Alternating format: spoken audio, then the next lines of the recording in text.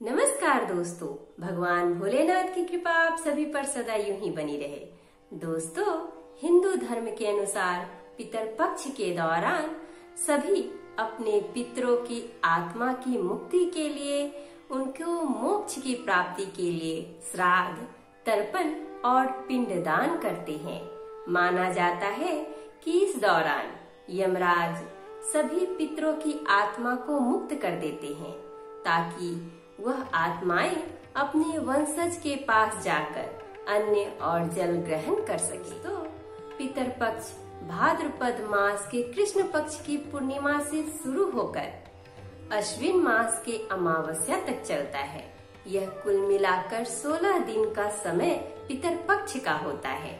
इस दौरान हमारे पितर कौवे के रूप में इस धरती लोक पर आते हैं।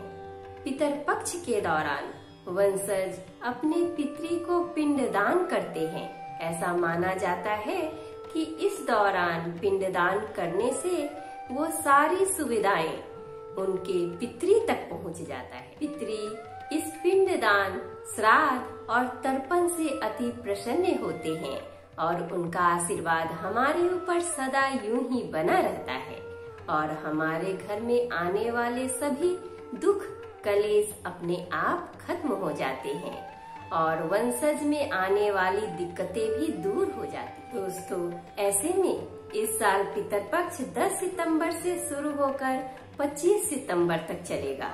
इस दौरान सभी अपने पितरों के मुक्ति के लिए पिंडदान, तर्पण और दान पुण्य करते हैं।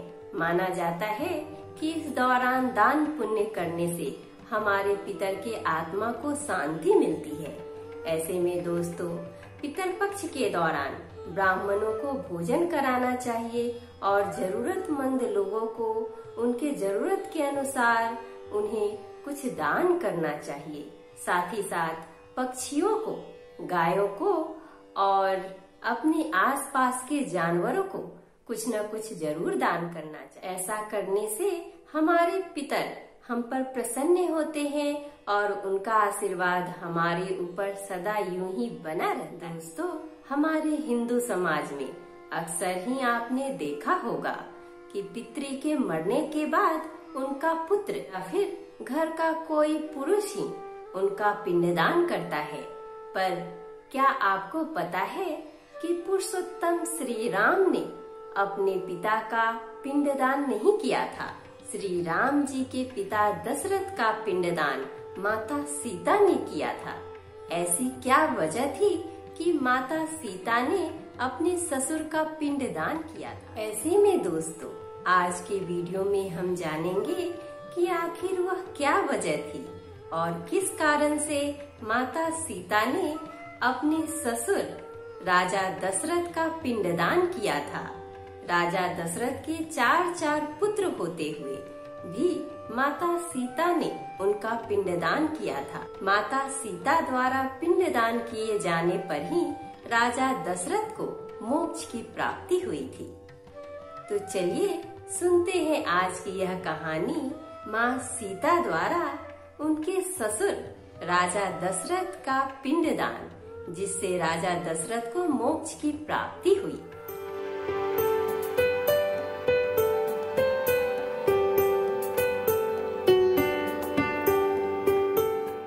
नमस्कार दोस्तों, मैं शिल्पी आप सभी का तहे दिल से स्वागत करती हूँ अपने YouTube चैनल कथा कहानी शिल्पी की जुबानी में। दोस्तों, इस चैनल के माध्यम से मैं आप सभी को हर तरह की कथा और कहानी सुनाऊंगी। अगर आपको मेरी तरह कथा और कहानी सुनना पसंद है तो प्लीज हमारे चैनल कथा कहानी शिल्पी की जुबानी को सब्सक्राइब कर लीजिए।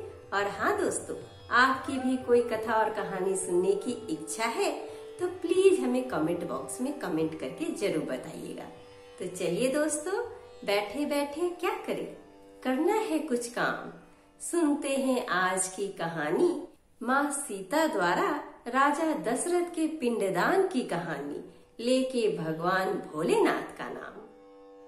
एक पौराणिक कथा के अनुसार भगवान राम अपने भ्राता लक्ष्मण के साथ पिता का श्राद्ध करने गया धाम पहुँचते हैं।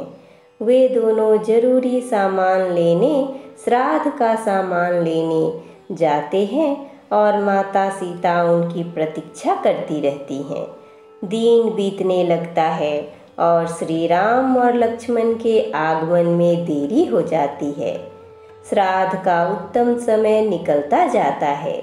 इतने में दोपहर के वक्त उसी स्थान पर जहाँ माता सीता राम लक्ष्मण का इंतजार कर रही होती है, दशरथ की आत्मा आकर उनसे पिंडदान मांगती है। इस पर माता सीता फागुनी नदी किनारे बैठकर वहाँ लगे केतकी के फूलों और गाय को साक्षी मानकर बालू के पिंड बनाकर दशरथ का पिंडदान कर देती है।